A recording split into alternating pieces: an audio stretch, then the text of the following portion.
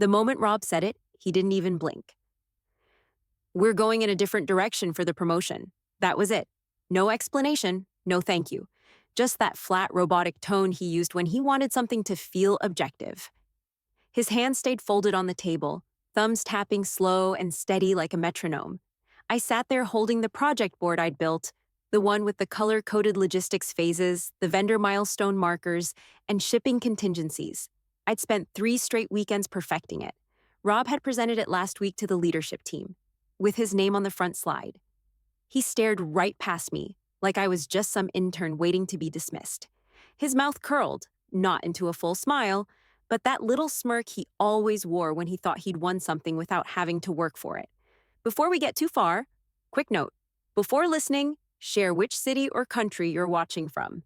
My name is Lauren. I'm 38 years old. I live in Columbus, Ohio. I kept my jaw locked and my fingers tight around the edge of the board, even though I could feel my nails digging into the cardboard. He didn't even try to fill the silence, just swiveled his chair slightly, glanced toward the hallway like he had something more important to get to. "So," I said, my voice steady, "that's it.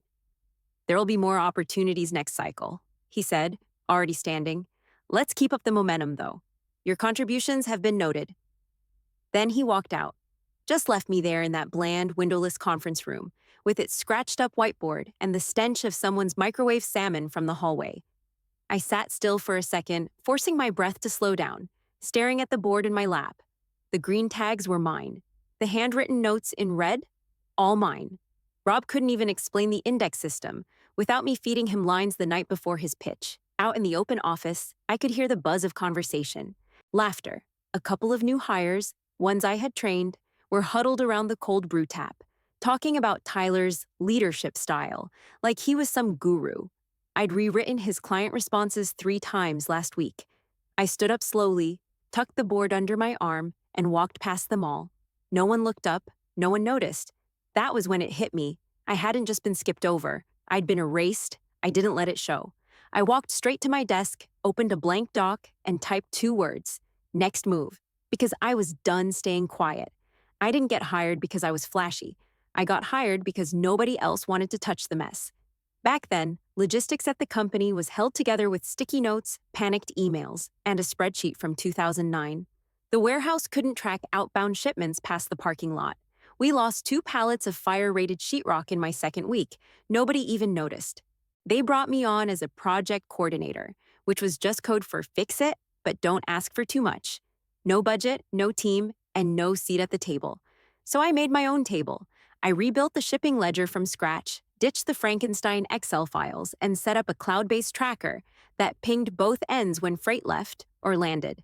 I cold-called 3 contractors I'd worked with in Indiana to get their input on bulk material lead times. Then I wrote the reference manuals myself.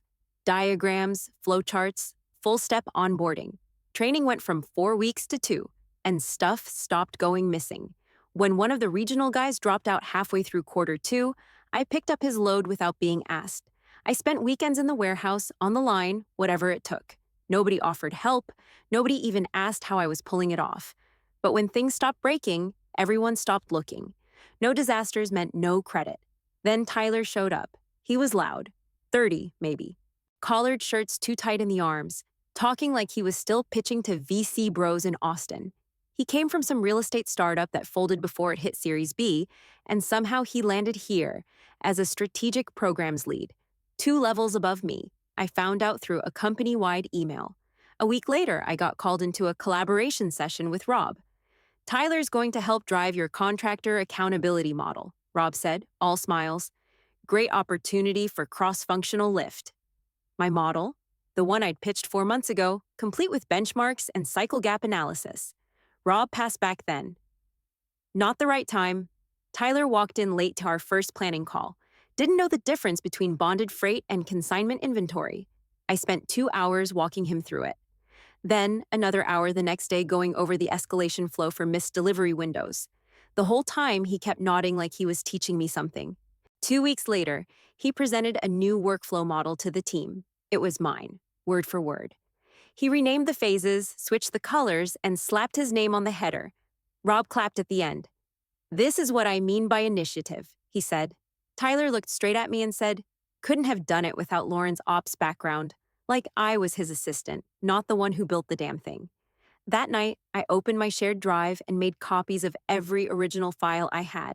Next morning, Tyler came over to my desk. He had that fake smile, friendly bro tone, like we were on the same team. "You cool if I loop you in on vendor calls this week?" he said. "Just want to make sure we're aligned on my deliverables." "Your deliverables?" I asked. He shrugged. "You know what I mean." Yeah, I knew exactly what he meant. That was the start of it. The quiet rewriting of roles. I was the fixer, the builder, the one who kept things moving. He was the mouthpiece. And Rob? He was the one handing out microphones. I didn't hear about the promotions until the company newsletter hit my inbox. 4 new leadership roles, 3 men, 1 woman from finance, none of them me. I read the list twice, then scrolled back up just to be sure. Logistics wasn't even mentioned. No strategic operations expansion, no cross-departmental leadership, nothing. I wasn't even listed under contributors for Tyler's project. I forwarded the email to myself. Then I closed it and booked a one-on-one with Rob. He didn't even pretend to be surprised when I walked into his office. Just waved me in and gestured toward the chair like I was there to get a flu shot. "I wanted to talk through the recent promotions," I said. My voice was calm, but I felt my pulse in my teeth. "I've been leading the logistics side through 6 quarters of growth. I built the vendor index and the ops playbook. I'd like to understand why I wasn't considered." Rob leaned back like he was settling in for a podcast. "Lauren, you've been solid. No question. But the feedback from leadership was that they're looking for a more dynamic presence. Someone who," he made a vague wave with his hand, "commands the room a little more." "I do command the room," I said, flat. "You just don't invite me into it." He smiled like I was being cute. "Look, this isn't a knock on your skills. You're just more of a behind-the-scenes contributor, and that's okay." That word, contributor, like I was a side note in my own work. I didn't say another word. I stood up, nodded once, and left. That afternoon, I opened a new folder on my personal drive. Titled it, Rob Attribution 2021 to Present. First thing I did was pull up the meeting logs. I counted 9 strategy sessions I'd originally been on the invite for, all of them mysteriously rescheduled to times I couldn't make. And in every recap email, my name was gone. Then I started looking at memos, internal updates, proposal summaries, even recap threads in Slack. My sections were stripped out or collapsed under team inputs. Tyler's name, meanwhile, showed up in bold every time. It wasn't just sloppy, it was intentional. I opened my original strategy doc from last spring, the one with the 5-phase supply chain realignment. It was still there, time-stamped, watermarked, built out over a dozen pages. Then I opened Tyler's new roadmap deck, the one he was presenting next week. His proprietary ops strategy. It was mine. Phrases copied word for word. The only changes were the font and a logo on slide 1. I clicked through every slide, screenshotting as I went, dragged it into the folder. Then I searched Slack. That's where the gut punch landed. There was a thread from 6 weeks ago between Rob and Tyler. It wasn't even private, just buried in a side channel nobody used anymore. They were talking about how I'd take care of the grunt stuff, while Tyler steered the narrative. Rob had written, "She's sharp, but not leadership material." 2 clipboard. Not enough vision. Clipboard. Like I was just a walking checklist. Another message from Tyler. "She's the kind who thrives in the shadows. Let's not overcomplicate the org chart." I read that 3 times, then closed my laptop. My hands were shaking, but my head was clear. They weren't just overlooking me. They were airbrushing me out of the picture, while posing in front of my work. I reopened the folder and started tagging everything by date and subject. Emails, proposal drafts, revision logs. I wasn't guessing anymore. I was documenting. I didn't care how quiet I had to be. I was going to make this loud when it counted. I stayed late that Friday, pulling cross-year proposal drafts from my backup drive when the calendar pinged. Team culture hour, casual hangout, optional. No agenda, just Rob's name as host. I almost ignored it, but the time slot matched a standing sync I used to be on. I clicked join, thinking it was misfiled. The screen opened to 6 squares. Rob, Tyler, a couple of PMs from product, one guy from legal I barely recognized, all holding drinks. Someone had music playing low in the background. Synthy pop, trying too hard. Rob glanced at the screen. "Oh, wow, Lauren." Tyler cracked up. "Did she really just pop in?" I didn't speak. Didn't turn on my camera. Just sat frozen with my mic off, watching Tyler lean back in his chair with a red Solo cup. I thought we booted her from this invite list, he said. Rob muttered, I've been meaning to clean it up. The guy from product snorted. She still thinks she's in the loop. Tyler raised his cup. To the clipboard queen, may her bullets always be numbered and her decks always ignored. They all laughed. Rob didn't. He just shook his head and said, she's great at process. Vision's another story. Tyler leaned forward like he was sharing a secret. She actually sent me feedback on my vendor draft last week, like a full edit. I repackaged the whole thing and pitched it as my fourth quarter initiative. Rob, you saw the deck, right? Rob nodded. Way tighter than before. That was the moment I moved my cursor and hit record. No click, no red light, just a quiet log starting in the background. I sat still and let the feed run for 11 more minutes while they cracked jokes about people's headshots, debated fantasy football picks, and then finally signed off. I saved the file under a new subfolder, Zoom captures greater than Friday casual. No notes, just the timestamp. The following Tuesday, I was combing through an old share drive for a shipment form when I saw it. A folder named Q4 Performance Review, Rob D. It wasn't locked. No permissions. Wide open. I clicked. Inside were 3 PDFs. One was a project ownership summary with his initials in the header. And there they were. My logistics tracker, my contractor playbook, my vendor engagement plan, all listed as deliverables under his leadership. Not team contributions, not collaborative efforts. Led and executed personally.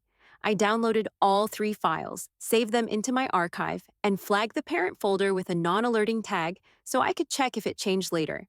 That night, I restructured everything. I created 6 root folders, each by year. Inside each, I placed subfolders, Zoom recordings, email threads, Slack threads, attribution changes, performance reports, meeting exclusions. I labeled every document with the original date, version number, and who edited it last. I used screen recordings to show who made final changes, PDF scans of my notebooks, revisions with metadata logs. I didn't tell anyone, didn't talk to anyone. I just worked in silence, every night, chipping away at the wall they built around me. Every time I found a reused slide or a copied paragraph, I cross-referenced it. If a Slack thread looked off, I exported it, highlighted names, added footnotes. This wasn't about revenge. It was about proof. The folder kept growing, and I wasn't slowing down. I didn't need validation. I needed a second set of eyes. So I called Anita. She used to run HR compliance before they shuffled her into that made-up liaison title last year. Back when the company still pretended to care about ethics, she was the one fixing policy holes with actual policy. Now, she was buried 3 org layers deep in some cross-functional nonsense. I sent her a message. Off the record, got a question. Can we talk? She replied 5 minutes later. Call me, don't put this in Slack. I stepped out to the parking deck and dialed her. She picked up on the first ring. I'm seeing patterns, I said. Attribution shifts, internal credit getting redirected, leadership ignoring it. It's clean. Like it's been done before. She didn't even hesitate. It has. I've seen 2 almost identical cases in the last 3 years. What happened to them? Officially? Reorged out? Unofficially? Leadership buried the paper trails before they could escalate. One left voluntarily. The other took a package and signed off without knowing what leverage she had. I pressed the edge of my key fob into my palm. And this is normal now? It's not normal. It's quiet. That's the difference. Anita didn't wait for me to ask. She said she'd send over 2 contacts in finance and contracts who'd flagged similar things. Women, sharp, careful, watching from the edges like me. She connected us that night. 1 email, no subject line, no signature. Just first names and phone numbers. The first to reply was Jenna from finance. She'd been tracking pay band inconsistencies across roles with shared responsibilities. Said every time she submitted a question to her director, it vanished before hitting the comp committee. Then Rachel from contracts chimed in. She had screenshots from their system where escalation tickets were marked received, but never assigned or logged. All from women under 45 in ops, admin, and finance. They weren't ranting, they weren't venting. They had charts, receipts, version histories. I added a new folder, external confirmations. Jenna shared one that hit me square in the gut. An internal comp summary Rob had signed, showing me at a support level tier, while Tyler, who I technically trained, was slotted 2 bands higher under strategic leadership. Then Matt from payroll reached out. He used to sit across from me before they split up departments during space optimization. We'd traded coffee runs and compliance jokes. He sent me a message. Not sure if this matters, but I found something weird on your Q2 milestone report. Your submission date was shifted. By Rob. Here's the original time-stamped version and the altered one. Be careful. The altered version made it look like I missed a critical vendor deadline. The same one Rob used to justify pulling me from the presentation deck that quarter. I forwarded both versions to my own folder, backed up twice. I stood up from my desk, walked to the office bathroom, locked the stall, and just stared at the inside of the door. Not angry, not even surprised. It wasn't just me. This place wasn't broken by accident. It was engineered this way, streamlined to protect the wrong people and erase the ones who kept the lights on. So I stopped just collecting. I started building a case. The more I documented, the tighter Rob gripped the leash. He started CCing himself on everything I touched, even small vendor emails. If I scheduled a logistics sync, he'd jump in 5 minutes late and take over. No warning, just his voice in the middle of my meeting. Let's shift gears here. Then he started joining my planning calls uninvited. Just popping up, camera off but mic live, like he was reminding me who held the badge. One morning, I got 3 back-to-back meeting updates from Tyler's calendar, all tagged me, all marked as must attend. He'd never included me directly before, not unless he needed help explaining something. I clicked into one and saw a draft note still visible in the body. Need to loop her in here so it doesn't look like we're bypassing ops. Keep her in the dark on change requests, though. He'd forwarded me the version with the note still embedded. Idiot. Next one was worse. Talk to Rob about killing her new timeline rec. She'll push back. Build alternative plan B just in case. He was making backup plans to work around me, using my own scheduling framework. I screenshotted everything, saved the invites, pulled his metadata. No emotion, just clean file names and date stamps. Later that week, Anita pinged me. Simple message. You free? We walked 3 blocks to a smoothie shop no one from the office used. She brought her personal phone. They're prepping, she said quietly, no small talk. Exec teams working with external auditors. The rumor is acquisition. Big player from Chicago. They're digging through contracts, pay scales, leadership retention plans. I just nodded. Let her keep going. Anything toxic, lawsuits, harassment, even compliance red flags, delays everything. PR optics are baked into valuation now. A whistleblower file? That's a nightmare for due diligence. I stared down at the lid of my smoothie. So they're cleaning house before the buyers show up? Exactly. Anyone who could raise alarms, they'll either ice you out or wrap you in so much fake support that you can't make a clean claim. She leaned in. But if someone already has the receipts, that's a different story. I walked back to the office like I was carrying something breakable. Because I was. I had Zoom recordings, edited docs, Slack threads, Slack deletions, policy gaps, compensation inequities, deliberate exclusion, public mockery, managerial cover-ups. In my hands, it wasn't a folder anymore. It was a risk file, and it was big enough to freeze a deal that size right in its tracks. I didn't tell Anita what I did next. I hired a lawyer, not the type with a billboard, the type with a locked door office, no social media, and direct dial to 2 federal compliance agencies. We met in person. I gave her a sanitized USB and a 1-page summary with key dates and escalation triggers. She didn't blink. Do not submit anything yet, she said. Don't tip your hand until they move. So I didn't. I went to work. I logged into meetings. I kept Rob copied and let Tyler reroute calls behind my back. I let them feel like they were still in control, but every step they took made my file stronger. I wasn't just a liability anymore. I was leverage. The subject line was harmless. Performance Support Plan, Alignment Objectives. I opened it and read twice. 3 paragraphs of fluff, a few vague complaints, no specifics, no attached documentation. Feedback indicates inconsistent collaboration. Concerns about alignment with leadership goals. Bullshit dressed in HR phrasing. I printed it, slid it into a fresh folder, and booked a meeting with HR. They gave me Shelley, the kind who spoke like she was reading a manual. Smile too polished, words too safe. We sat in a small conference room while she flipped through her printed copy like she was just doing routine admin work. "This is not disciplinary," she said. "It's developmental. We're just here to support growth and ensure mutual alignment." I let her finish her whole speech.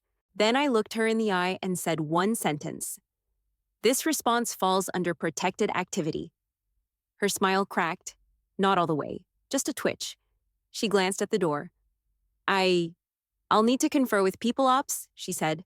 "Let's pause here and reconvene later this week." She stood up before I even pushed back my chair. 2 days later, I got a new invite. Listening session, Vice President of People. Different room, bigger table. One other person in the meeting, Michelle, VP of People. No Shelley, no Rob, just her, waiting with a laptop open and a legal pad untouched in front of her. She greeted me like we were old friends. Warm voice, gentle tone, like she was trying to pull me into a safe space she didn't actually believe in. "I understand you've got some concerns, Lauren." "I do. Let's talk through them. No pressure, just open dialogue." I plugged in my laptop. Screen share, folder open. Risk file, indexed summary, V3.1. She blinked at the title. I double-clicked. 38 pages, I said. Documented timeline, email threads, Slack logs, file version histories, internal performance revisions, edited deadlines, misattributed strategy proposals, Zoom recordings. I opened tab 1, Attribution Theft, Rob, 2021 to present. Then tab 2, Repurposed Proposals, Tyler. Then the recording folder. I clicked one file, played 3 seconds. "To the clipboard queen." I paused it. Her face changed. Slight. But it changed. "I've backed up everything. All original sources are archived off-network." Michelle didn't interrupt. She didn't even nod. Then she cleared her throat. "Has this been shared externally?" I closed the folder, met her eyes. She asked again, quieter. "Lauren, has this been shared outside the company?" I leaned back and said nothing. She tapped her pen against the legal pad once, then stopped, took a breath. "Legal advised me not to answer that yet." I opened my notebook and wrote down the quote, dated it, underlined twice. This wasn't a meeting. It was the first crack in the wall. 3 mornings later, Rob didn't show up to the Tuesday strategy huddle. No text, no running late, just gone. By noon, whispers were moving faster than Slack threads. Someone from HR let it slip. Rob was pulled into a cross-departmental alignment meeting with legal, closed door, no laptop allowed. They didn't call me in. They didn't need to. I already knew what was happening. They walked him through everything, all of it. My file had structure, timeline headers, email chains, audio clips, documented edit histories. Each entry had a footnote. Each footnote had a source. It wasn't an accusation. It was evidence. I heard later that Rob sat there red-faced, silent, clicking a pen over and over until legal told him to stop. When they showed him the Slack messages, he tried to downplay it. "Just harmless banter." When they played the Zoom recording, he went quiet.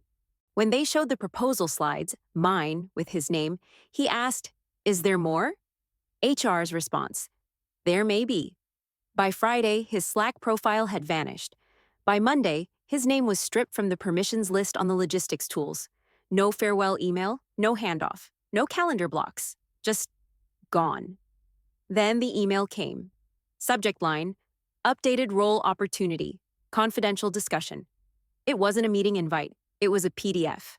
Title, Director of Operational Strategy, a $22,000 bonus, some vague, expanded visibility language, and buried in the fine print, a soft NDA clause.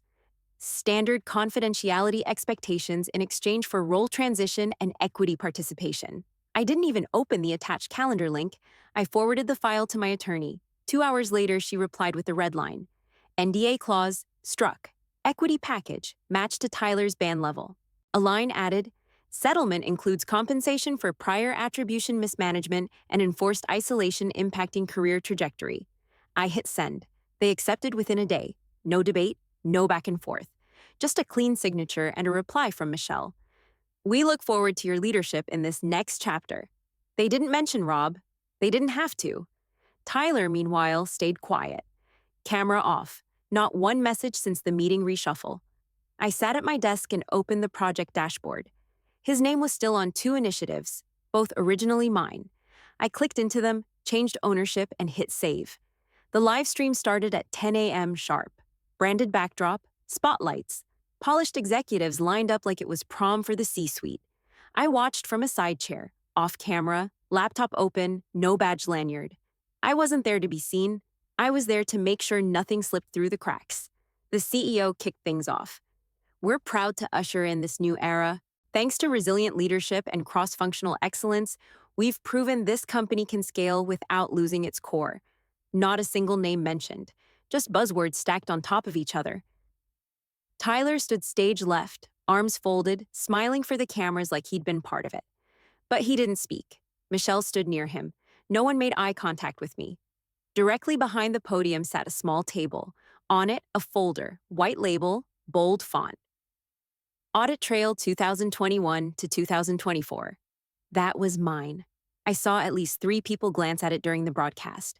A couple nodded. One exec picked it up, flipped a page, and set it down like it was radioactive.